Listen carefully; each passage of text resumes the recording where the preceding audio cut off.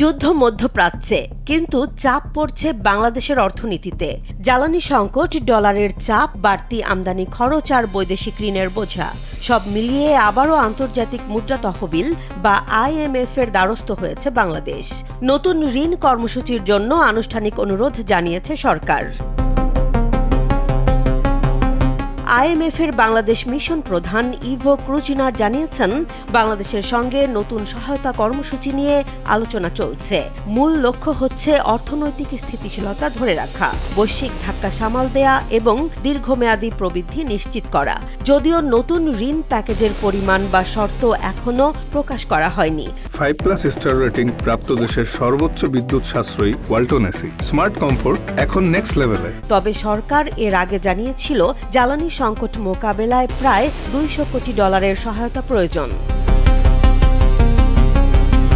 Iran, যুক্তরাষ্ট্র ও ইসরায়েলের সংঘাতের পর সবচেয়ে বড় ধাক্কা এসেছে জ্বালানি খাতে। যুদ্ধের সময় হরমুজ প্রণালীতে জাহাজ চলাচল ব্যাহত হওয়ায় বিশ্ববাজারে তেলের দাম $66 থেকে বেড়ে $100 ছাড়িয়ে যায়। বাংলাদেশের জ্বালানি ও LNGর প্রায় 95%ই আমদানি নির্ভর হওয়ায় এর প্রভাব সরাসরি এসে পড়ে দেশের অর্থনীতিতে। ইতোমধ্যে সরকার জ্বালানি তেলের দামও বাড়িয়েছে। শুধু জ্বালানি নয়, চাপ বেড়েছে দেশের প্রধান রপ্তানি খাত তৈরি পোশাক শিল্পেও। মধ্যপ্রাচ্য হয়ে কাঁচামাল পরিবহন ব্যাহত হওয়ায় বেড়েছে আমদানি খরচ। পোশাক খাতের উদ্যোক্তারা আশঙ্কা করছেন, আগামী মৌসুমে রপ্তানি আদেশ 20 থেকে 25% পর্যন্ত কমে যেতে পারে। একই সঙ্গে প্লাস্টিক সহ বিভিন্ন শিল্পে কাঁচামালের দামও অস্বাভাবিকভাবে বেড়েছে।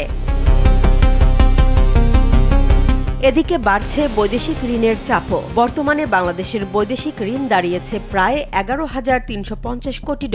যদিও 2024 সালে বিশ্ব ব্যাংক ও IMF বাংলাদেশকে কম ঝুঁকিপূর্ণ দেশ হিসেবে বিবেচনা করেছিল। তবে চলমান যুদ্ধ ও বৈশ্বিক অর্থনৈতিক অস্থিরতায় পরিস্থিতি বদলে যাওয়ার শঙ্কা তৈরি হয়েছে।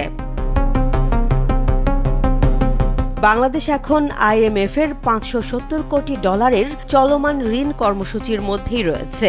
এর মধ্যেই নতুন সহায়তার আলোচনা শুরু হওয়ায় প্রশ্ন উঠছে, অর্থনীতির চাপ কি আরও গভীর হচ্ছে? বিশ্লেষকরা বলছেন, যুদ্ধ দীর্ঘায়িত হলে জ্বালানি, ডলার সংকট এবং ঋণের বোঝা সবকিছুই আরও কঠিন হয়ে উঠতে পারে বাংলাদেশের জন্য। জেসমিন জাহান, কালবেলা।